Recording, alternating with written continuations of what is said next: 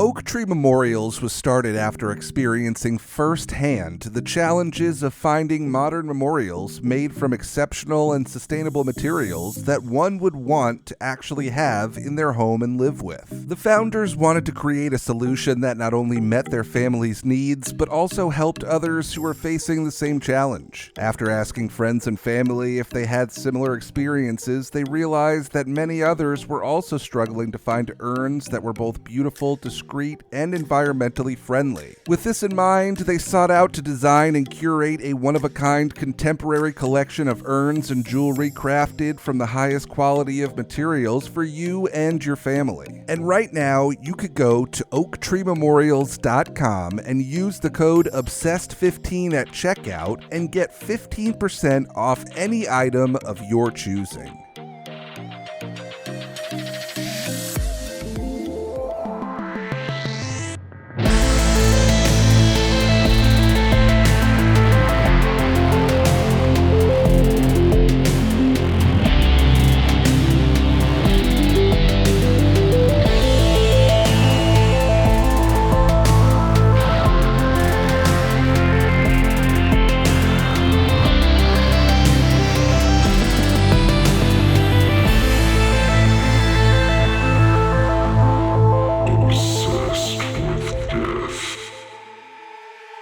All right. So thank you so much for coming on the podcast. I definitely appreciate it. I'm very excited to chat with you today. If you wouldn't mind, maybe just giving the people listening just a quick little intro of who you are and what you do. Yeah. So I am Penny Hawkins Smith, known as Hospice Nurse Penny on social media. And I am a nationally certified hospice and palliative care nurse for about the last 20 years. And I am a death influencer on social media and now a newly published death author as well. Yeah, congratulations. The book is great. You were very nice to send me a copy of it. I haven't finished it yet. I'm about halfway through. It's great. Thank you. Please plug the book, tell people where they could go get it, and anything like that. Yeah. So it's called Influencing Death, Reframing Dying for Better Living. And it is available online right now for pre-order. It's being released on January 14, but it's ebook, paperback, hardcover, and audiobook online wherever books are sold. So Amazon, Barnes and Noble, Tertulio, Audible, all of those places. And I did narrate the audiobook myself, which was very hard, I'd like to say. Oh yeah, I'm that's not easy. That's hard work. That's hard Yeah. work. I do like that though. I think I'm a big fan of audiobooks and I think you get more out of it when the author actually does the audio version as well.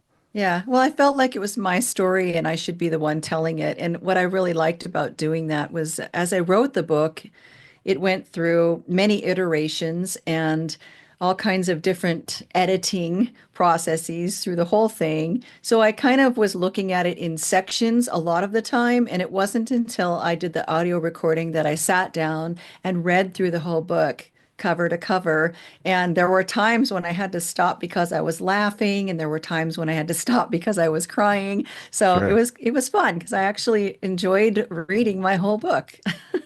Yeah, that's kind of nice, right? I guess you get to relive the whole thing, one more time. Yeah. Before we get into the book and everything else, I do like to start the podcast off in the same way that we usually do. And this may seem like a bit of a silly question almost, considering what you do and sort of the life you lead, and obviously this book that you've written. But I am curious to ask everybody that I talk with what their relationship with death is like. Is it something you think about all the time? Obviously, this is a big part of your life, but what would you consider your relationship with death like currently? I think the best way for me to describe my relationship with death is that I feel connected to it. I say that because I used to have death anxiety when I was younger. So I was obsessed with death in a non-healthy, non-productive, and terrifying way.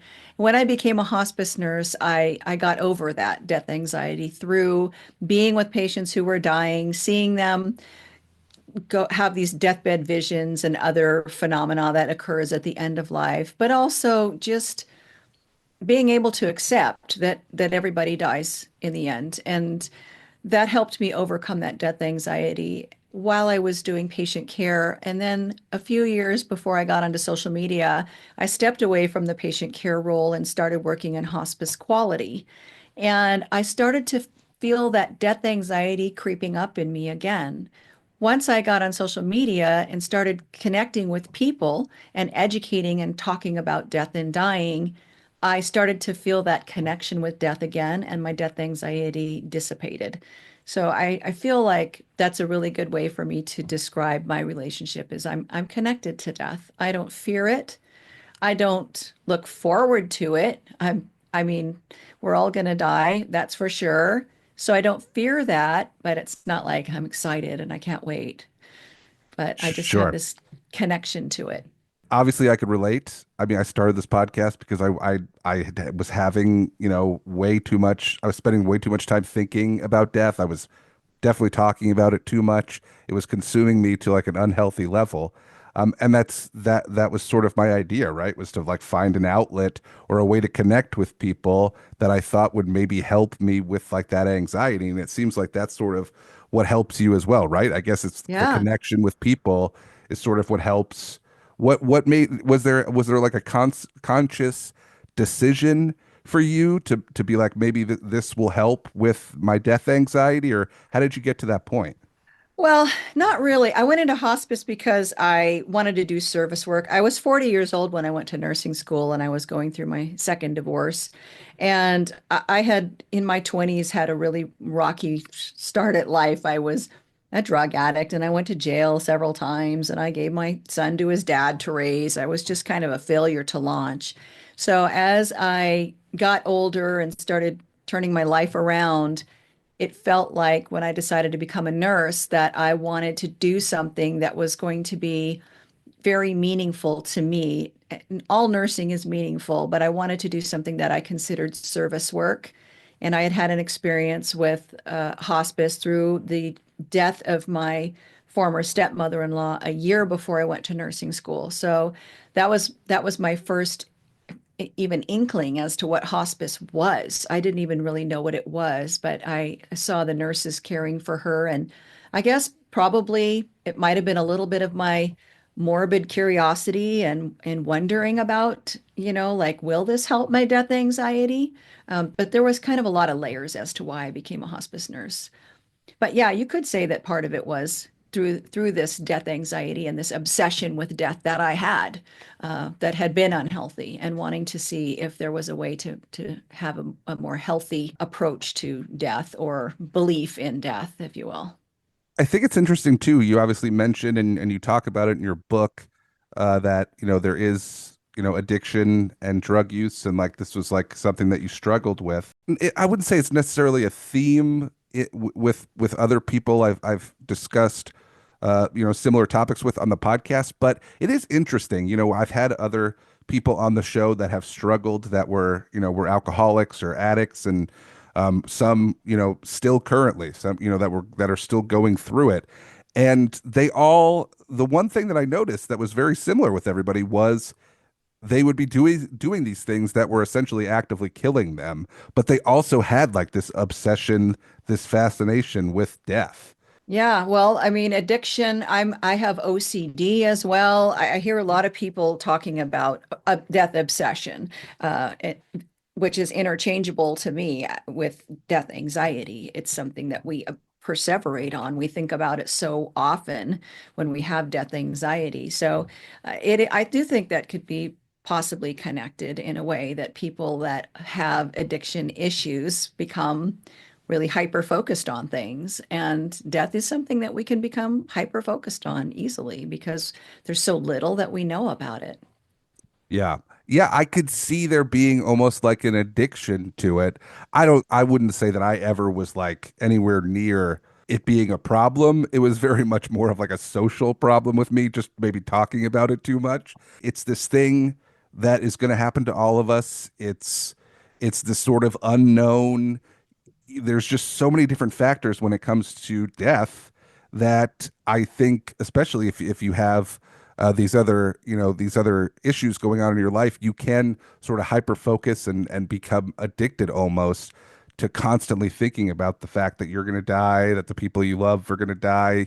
Yeah. It's just it's really interesting to me, and it's not something I really feel like people talk about that much, but there is sort of this level of maybe addiction's not the right word.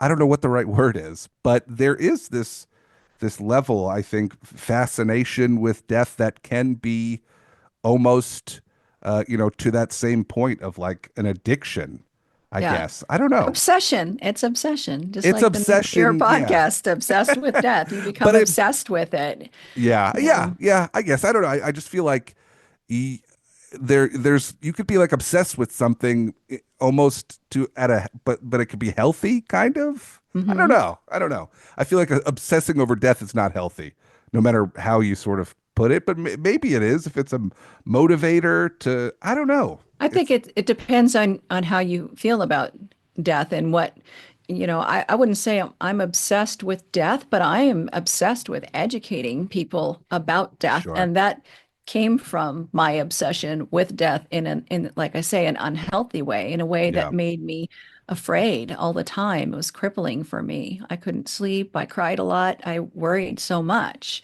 So I think obsessed is a fair word to say that you could be obsessed with it in a bad way or a good way. I Yeah, don't I know. guess it's like it's taking the obsession and turning it into a positive, right? Which Yes. which you're Yeah. doing, But which which you can do is with anything too. I mean, you could be yeah, obsessed with collecting cats and I don't know, sure. like get a huge cat collection and donate it to a museum. Well, yeah, I mean, I have friends that were addicts and then got clean and now they work in recovery. So it's like, Yeah, there's that's a great analogy. Exactly. So they're obsessed with addiction. yeah, they're obsessed with staying sober and helping people Yes. get sober and it's Yeah. sort of similar to what you're saying now, right? Is you're moving more towards the direction of making people more aware and comfortable with death and educating people on death, which I think is so incredibly important.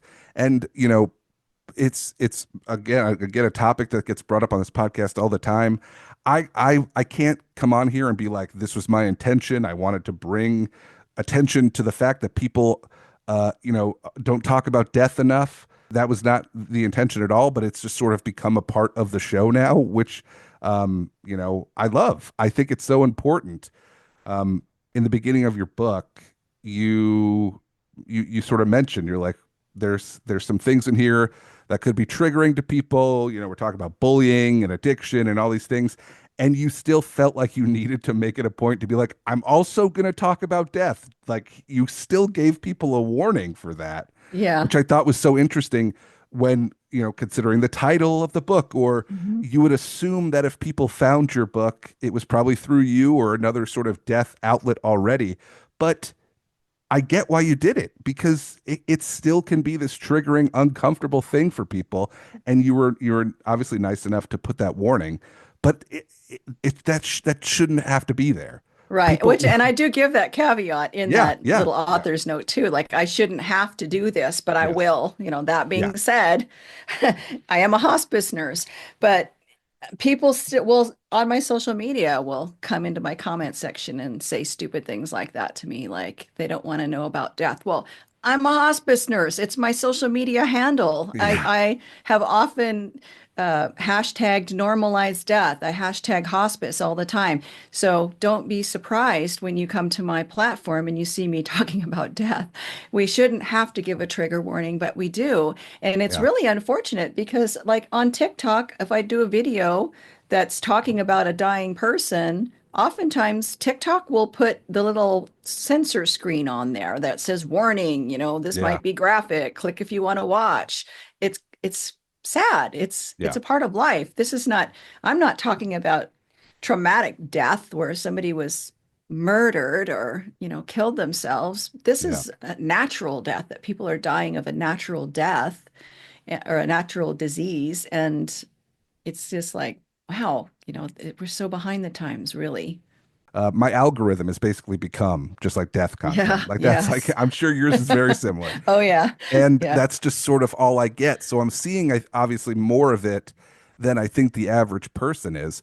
But it does give me some hope for the future in the fact that like there's so many people, especially on TikTok, that are making funny videos about death. Like that's Yeah. kind of there's obviously people make sad versions of sad videos of, funerals or losing somebody or going through chemo, whatever it is. And all of that's great too. I think it's important. People obviously need to be doing that. But for me, I sort of just have been focusing on the fact that people are finding so many fun ways to make death content, which might sound crazy to other people, but there is this whole side of TikTok where people are making genuinely funny videos and it's all death related. I think I'm probably the first one that started that. I've been doing it since 2020, and I was the first hospice nurse on social media that was educating about hospice, and I'm pretty sure that I was the first one who was doing humorous videos about death and dying. I think I'm the probably still to date the only one who pretends that I'm dead in my videos. Well, it's so interesting you say that too, because the only thing people put on Instagram was happy things, was Mhm. positive thing, was like if they're whatever your braggadocious things, whatever it is, whatever nobody if somebody went to a funeral, there was no way anybody was getting on Instagram and or at least for the most part. I'm sure maybe a select few people maybe were, but you just didn't see anything that wasn't positive on social media. It would either be hateful or whatever. There was Right. no like, sympathy really, I guess, or sympathetic content. I don't know what you would death content that didn't exist. It's great that there's people like you that are starting to do that, that started to do that, and it really does make me happy to see people younger than me, teenagers, kids in college that are like clearly way more comfortable with sharing that part of their life than I mean, I'm guilty of it too. I didn't want to, I wouldn't put stuff like that on the internet when I was younger. For I don't really know the reason. I guess, yeah, you just don't talk about death or it's uncomfortable, whatever. But I do love this like new direction we're going with social media where people are really talking about death. I mean, and my analytics, I have people that are following me that are 13 years old. Sure. So, a lot of young people are following me and interested in learning about death. And when I started, like I said, I was the first one who was educating, and then there was another nurse who was just telling stories about her hospice patients, and then another hospice nurse came along about a year after I did, and now there are like all kinds of hospice nurses and death doulas and morticians and so many people that work in the death industry that are on social media now. It's really, really grown. And then also outside of social media, there are death cafes and death overdrafts and all different kinds of places where people are gathering and talking about death and dying. And it's a wonderful thing that it's happening in this social arena at a grassroots level, but would even be better is if it was happening where it really matters, and that is in healthcare. Conversations about death and dying need to happen earlier with people who are ill, are facing serious illness, and then even just older people. It needs to start happening further upstream because talking about death and dying when you're looking it in the face is a lot more difficult to digest than if you're further out from it. It's more of an abstract thing. It's like, yeah, okay, someday I'll be dead. Let's talk about my advance directives, get them written down. Then I can just move on with my life and not think about them anymore. Instead of, you just told me I have stage 4 cancer. I probably have 6 months or less to live. I guess I need to get my advance directives together, my will, what's my bucket list? I got to tell my family who's going to be my spokesperson. You know what I mean? Like there's too much more to be able to get done. And you're having to process the fact that you really literally now have a finite amount of time left. Is there anything like that exists in healthcare now where it's like, oh, you go to this section of the hospital or you speak to this person and it's just strictly like this is to talk about death? Well, palliative care, which is not available everywhere, Yeah. is something that can happen while a person is getting their treatment for their serious illness, and they can have palliative care services come in, and they are going to focus more on quality of life. It's not as much of the end of life, but quality of life and symptom management. And they're going to start those discussions about what do you want to do if this treatment doesn't work for you? So, like, what is let's talk about best case scenario. We hope that you're going to get better, but let's also approach the worst case scenario so that we can make some plans and have things in place for you when that time comes. But again, it's not widely available. It's limited, and people are equating palliative care to hospice, and hospice does have a real negative kind of connotation. And so people think, oh, palliative and hospice, they're both meant for your end of life. They're going to cause you to die faster. And so sometimes people are kind of shying away from palliative care because they do associate it so much with hospice. But Sure. and then again, that's the bigger problem, right? That people think that hospice is going to cause people to die when in fact people are dying, and that's why they go on hospice, not the other way around. Sure. Yeah. I guess people, if the two of those are getting clumped together, people, all they just focus on is just the hospice version of things, and they just want to stay away from that. Mm-hmm. Yeah. Yeah, I think what I'd like to see in healthcare is that hospice could be allowed to have concurrent care, so that if somebody with cancer was seeking treatment for their cancer, that they could go on hospice at the same time. And right now they can't do that. And so people want to do their chemo until the very last possible minute. Then they go on hospice and then they die. And then we have this, oh, people that come on hospice die right away. So hospice must be doing something to kill them, when it's just because they're being referred to us so late in the game that they're dying quickly after they're admitted. But if they had an opportunity to do that treatment and come to terms with what was going on with them in their own time and make the decision to quit that treatment on their own and be on hospice at the same time as they were making that decision, it would be such a smoother transition. But that all depends on our healthcare in the US, which is struggling at best. That's a very nice way of putting it. Yeah, I think that's so interesting. The idea of sort of starting the hospice transition much sooner into treatment seems like a no-brainer, right? Mm-hmm. Like, why wouldn't you want to try and make this whole process as smooth as possible? And I think it would sort of maybe eliminate some of that stigma of the moment you check into hospice, you die like 2 days later, right? Right. I think that could really change people's perspective on hospice if they're given, a different version of hospice, I guess. Yeah, Is what you're exactly. saying. And Yeah. palliative care does help to bridge that gap a little Yeah. bit, but again, it's just not widely available. And the way that the benefits work, the insurance benefit works, is you're getting treatment. You can maybe have palliative care if it's there. And then if you decide for hospice, it's like now you're going to start with hospice and you're going to cut off everything else. Yeah. So it's not a nice transition. It's not a nice. And one of the diseases that really evidence how that transition can be just such a sharp cutoff is end stage renal failure.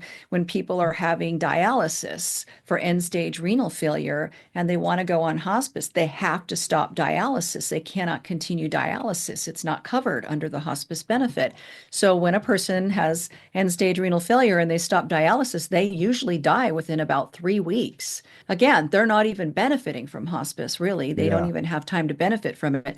But Medicare has started piloting some programs with hospices around the US where they are allowing people to do dialysis and go on hospice.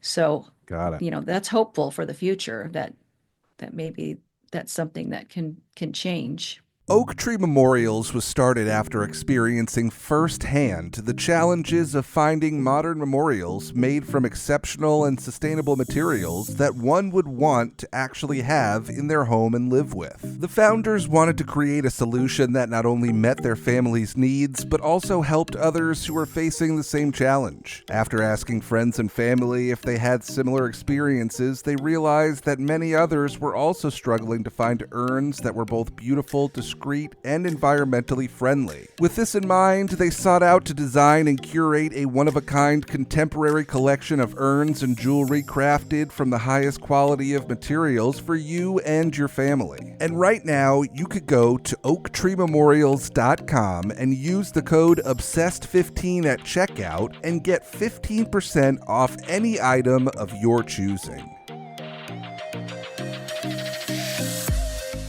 At least what I'm sort of getting out of this conversation and just from my own perspective of hospice, I think what really needs to change is the perception of hospice, right? Or maybe not even the perception, but what it is hospice even does.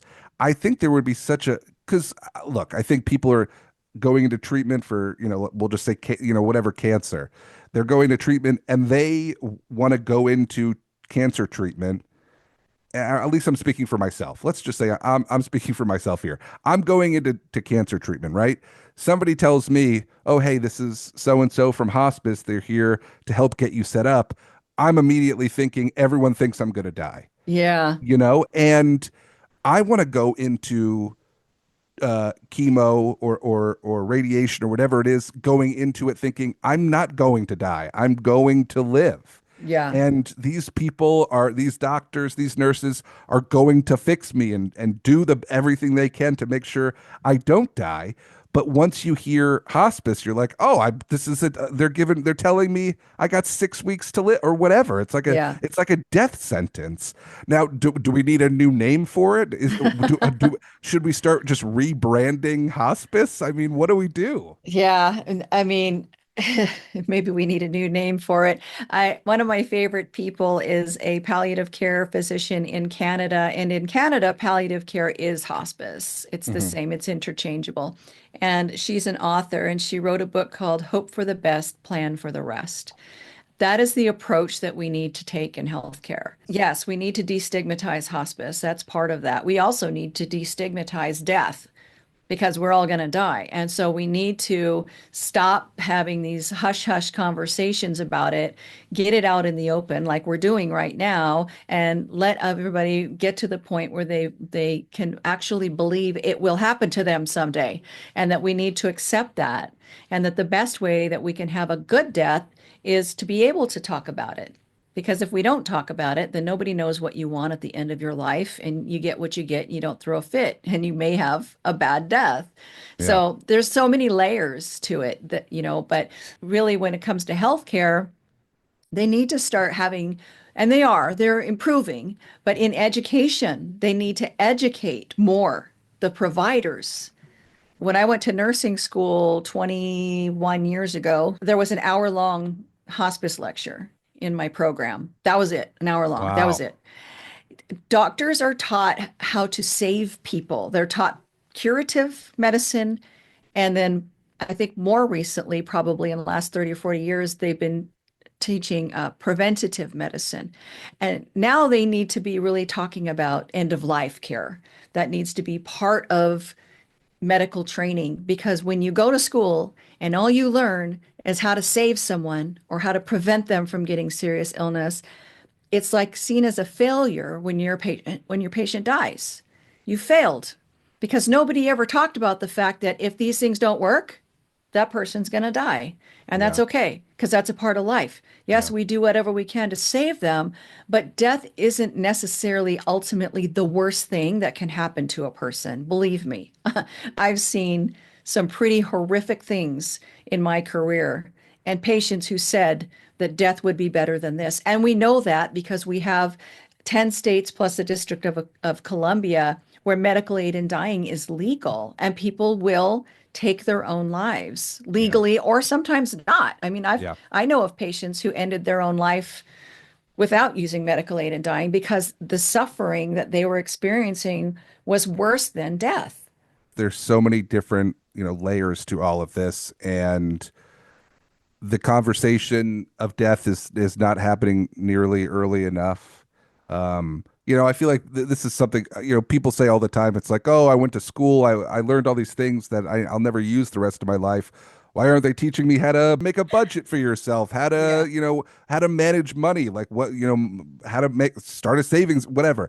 Yes. Yes. How to pay your taxes, all these things that like they're people are the kind of the classics that people always bring up, right? They're like, why didn't I learn that in school? And it's Right. like death should be the next thing to mention in that. Why aren't we talking about death care and even just the fact that you're going to die one day? Yeah. The You know, circle of life. yeah, it's like I mean, I remember being in high school as that time in my life when I realized it took me it took me probably I was probably a little too old before I realized I was going to die one day. I mean, I was like probably 16 when it like legitimately clicked. And I was like, "Oh, I'm actually this is going to all end one day and everyone around me is going to die." And it's like I don't know, maybe 16 is I don't know what the right age is, but it's probably the right age to at least start talking about it. Oh, we should be teaching children. So children as young Yeah, as 4 years old can understand the concept of death. there you And go. we don't have to go out of our way to teach them, but when opportunities present themselves, when Yeah, there's a dead deer on the side of the road, yeah, when you kill a fly in the house, sure. you can use that as an example. This is what death is. This fly is dead. It's not going to fly anymore. It's not going to eat anymore. It's not Yeah, asleep. It's just dead. And that happens to everything. And it's such an easier transition into understanding death than finding out that grandma died and nobody has ever said anything about death to you before. And now all of a sudden, it's someone you love and you have to try to process that. So, yeah, yeah, we need to be teaching it way younger, not necessarily in school, but just in homes, even. yeah, I remember when I was in high school, one of my classmates was killed. And it was terrible. It was yeah. really sad for everybody. And it's of course that was a tragic death. It was different, but it does bring to light mortality. You start thinking about it a lot more. Yeah, I mean, I went to like I went to a great grandparents' funeral when I was very young. I had no idea what was going on. But I went to like my first legitimate funeral in high school, it was 15 years old, whatever it was.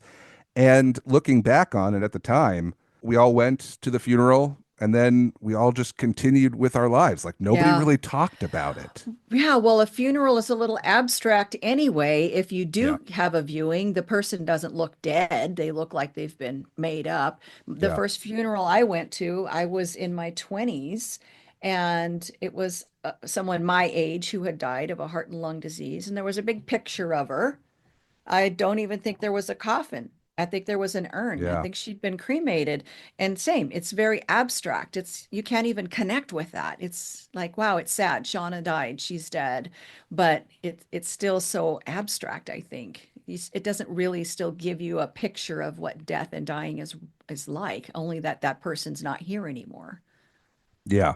Yeah, it's so interesting. I mean, I really haven't thought about that funeral in 20 years, and it's so interesting to just to think about it and look back on how completely I mean it was like, oh, this person died, we now we go here and then we go home, and it was like I don't even think we really even talked about the fact that they were dead.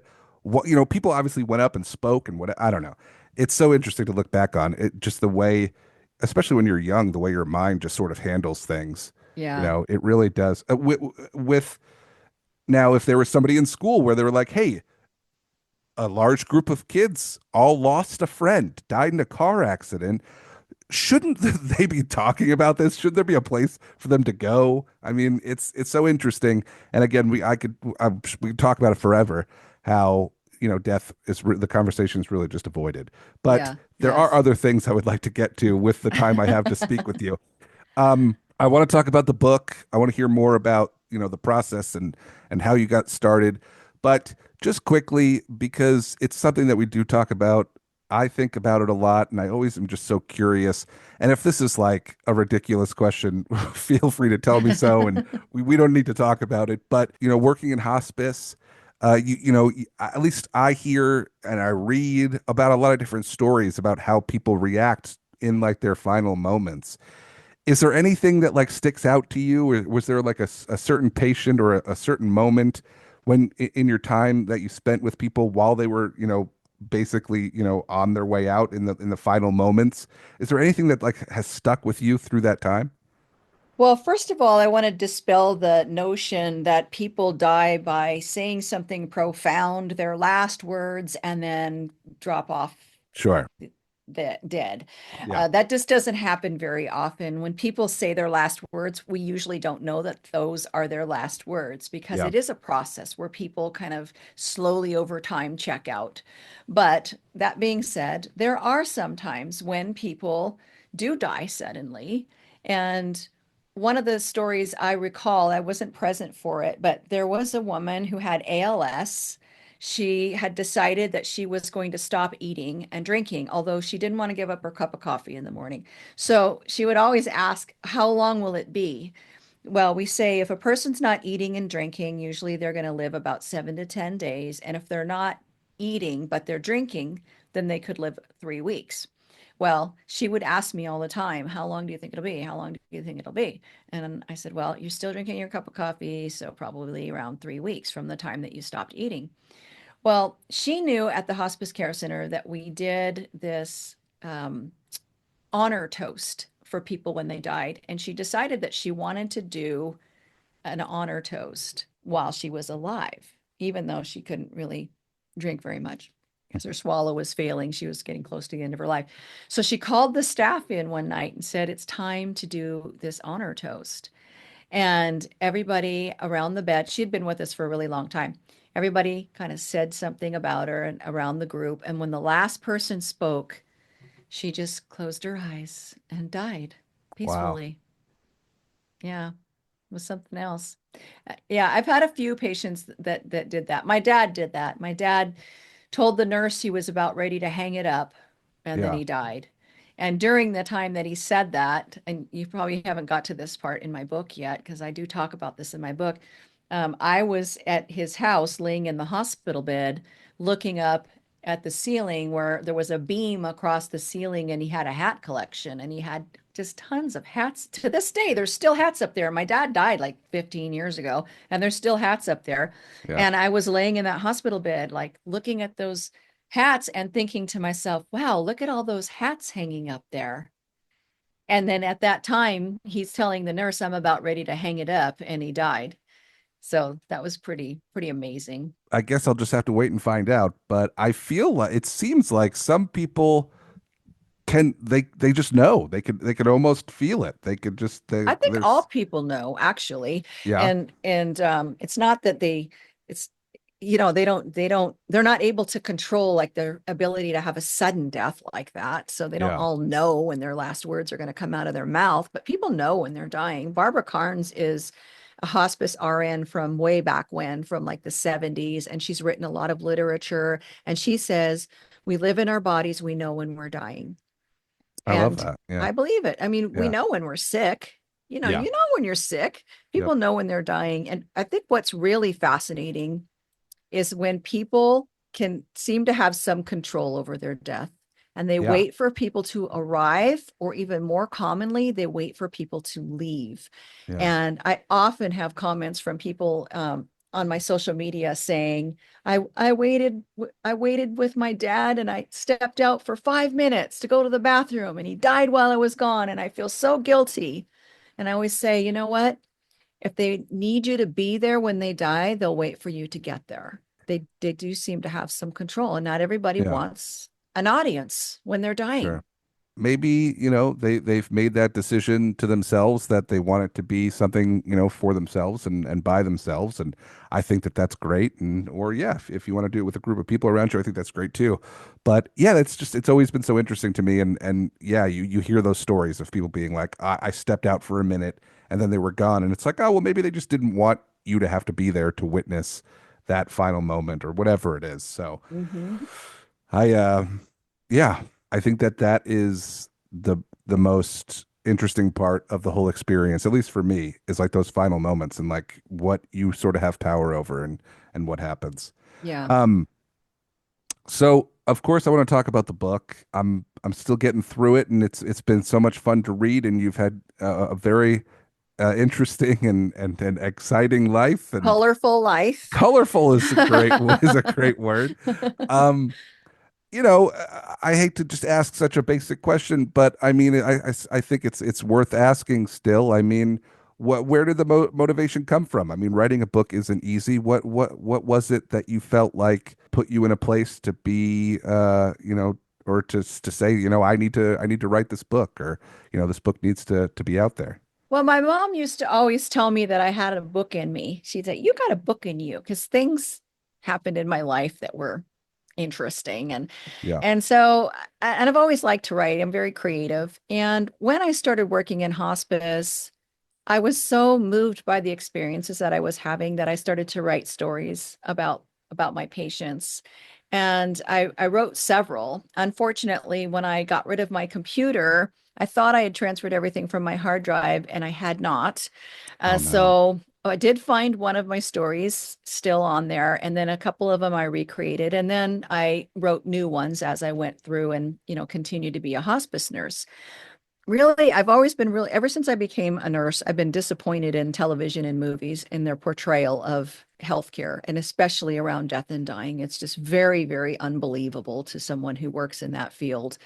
And and about 2018, I found that Amazon had this platform where you could go and type into this template, and it was a screenplay template.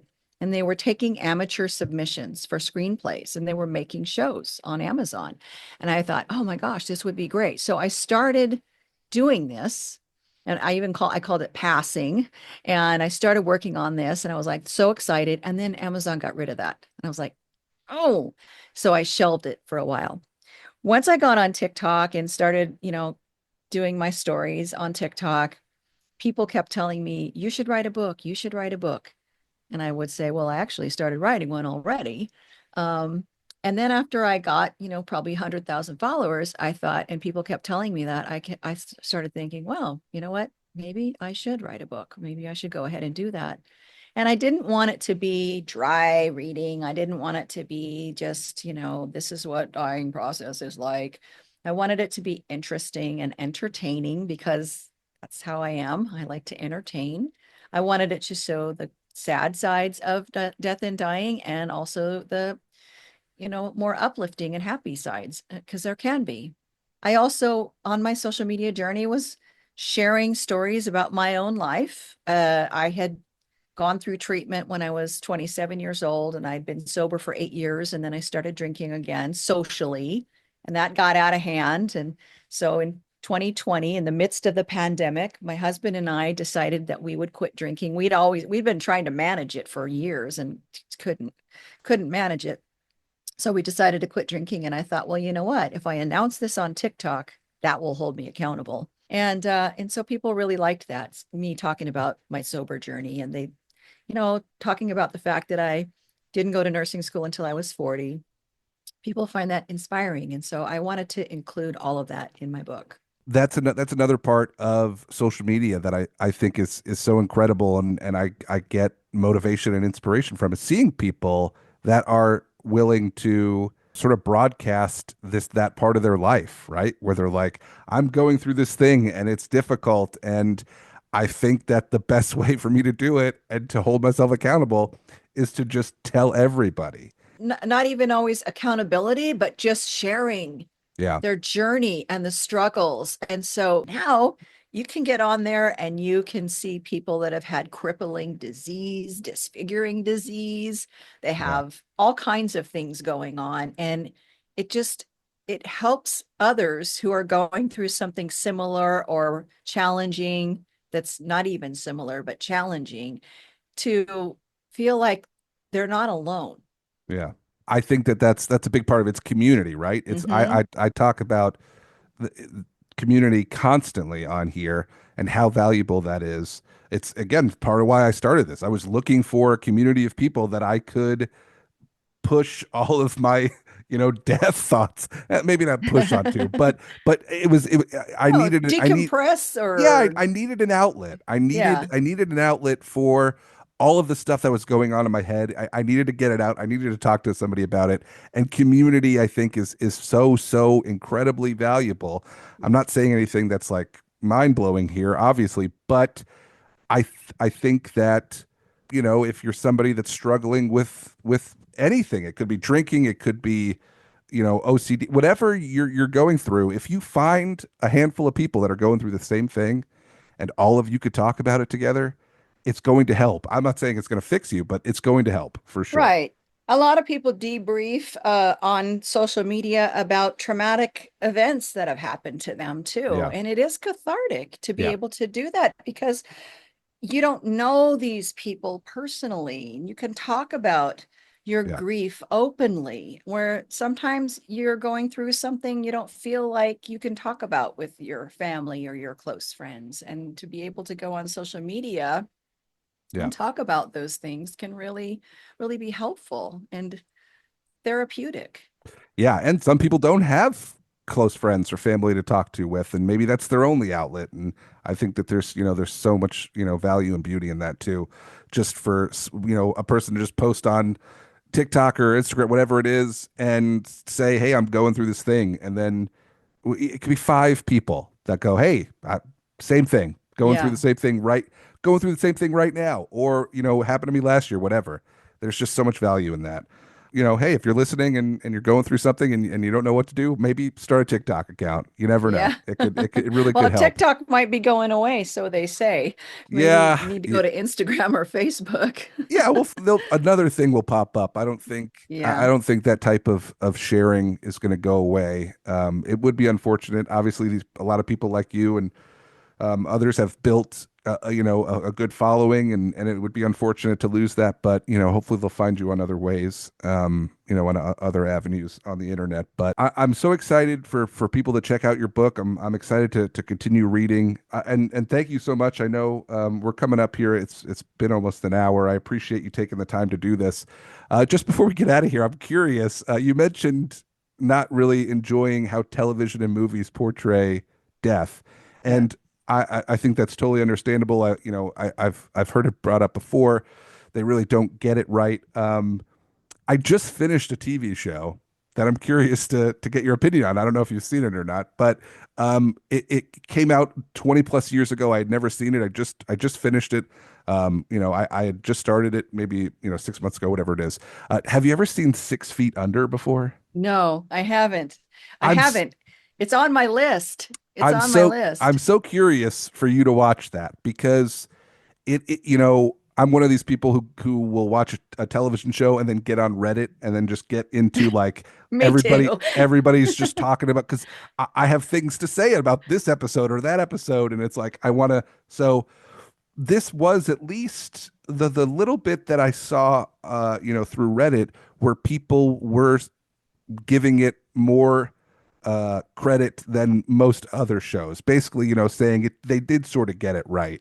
It's basically about this family that runs a funeral home. The business is in their home, and I did enjoy the show. It's not perfect. No show really is perfect, but I definitely think you should check it out. Yeah. I'd be curious to get your opinion on what you think.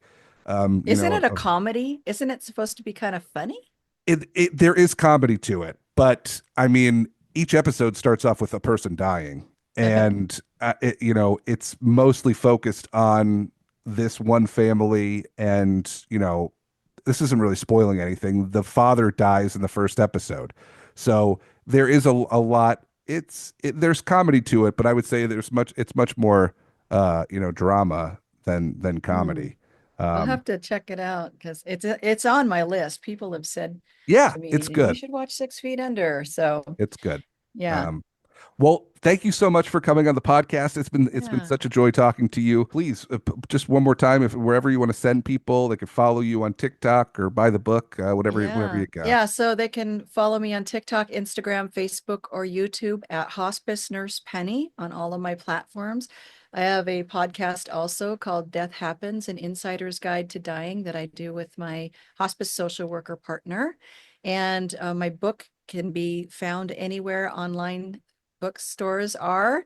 You can go to hospicenursepenny.com and there is a book page on there that has links to the book everywhere it's sold online. So it's called Influencing Death, Reframing Dying for a Better Living.